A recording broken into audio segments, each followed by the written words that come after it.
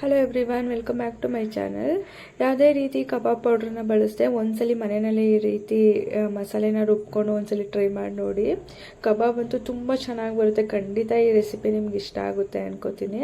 ಬನ್ನಿ ಹೇಗೆ ಮಾಡೋದು ನೋಡೋಣ. ಮೊದಲಿಗೆ ನಾನಿಲ್ಲಿ ಮಿಕ್ಸಿ ಜಾರಿಗೆ ಒಂದು 2 ಈರುಳ್ಳಿ, ಹಾಗೆ ಒಂದು ಸ್ವಲ್ಪ ಶುಂಠಿ ಬೆಳ್ಳುಳ್ಳಿ, ಹಾಗೆ ಒಂದು 2 ಹಸಿಮೆಣಸಿನ್ಕಾಯಿ, ಆಮೇಲೆ ಒಂದು ಸ್ವಲ್ಪ ಜೀರಿಗೆ, ಸೋಂಪು, ಮೆಣಸು ಒಂದು ಅರ್ಧ ಚಮಚ ಹಾಕೋತೀನಿ, ಒಂದು ಸ್ವಲ್ಪ ಕರಿಬೇವು, ಹಾಗೆ ಒಂದು ಫುಲ್ ನಿಂಬೆಹಣ್ಣು ರಸ, ಹಾಗೆ ಒಂದು ಸ್ವಲ್ಪ ಕೊತ್ತಂಬರಿ ಸೊಪ್ಪು, ಹಾಗೆ ಒಂದು 5 ಒಣಮೆಣಸಿನ್ಕಾಯಿ, ರುಚಿಗೆ ಸ್ವಲ್ಪ ಉಪ್ಪು ಹಾಕ್ಕೊಂಡು ನೀರನ್ನ ಮಿಕ್ಸ್ ಮಾಡಿದೆ ಗಟ್ಟಿಗೆ ರುಬ್ಕೊಳ್ಳೋಣ. ನಾನಿಲ್ಲಿ ಅರ್ಧ kg ಚಿಕನ್ ಮೆಷರ್ಮೆಂಟ್ಗೆ ಈ ಮಸಾಲೆ ರೆಡಿ ಮಾಡ್ಕೊತಾ ಇದ್ದೀನಿ.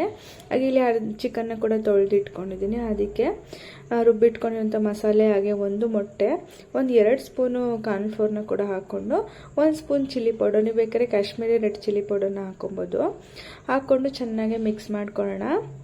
ಇದನ್ನ ಮಿಕ್ಸ್ ಮಾಡಿಕೊಂಡು ಮಿನಿಮಮ್ ಒಂದು 1 ಅವರ್ ನೆನೆಗೆ ಬಿಡಬೇಕಾಗುತ್ತೆ. ಇದನ್ನ ಚೆನ್ನಾಗಿ ಮ್ಯಾರಿನೇಟ್ ಮಾಡಿ ನೆನೆಸ್ಕೊಳ್ಳೋಣ. ಆಮೇಲೆ ನಂತರ ಇಲ್ಲಿ ಎಣ್ಣೆ ಕೂಡ ಇಟ್ಕೊಂಡು ಎಣ್ಣೆಯಲ್ಲಿ ಫ್ರೈ ಮಾಡ್ಕೊಳ್ಳೋಣ. ಎಣ್ಣೆ ಬಿಸಿ ಆಗಿದೆ.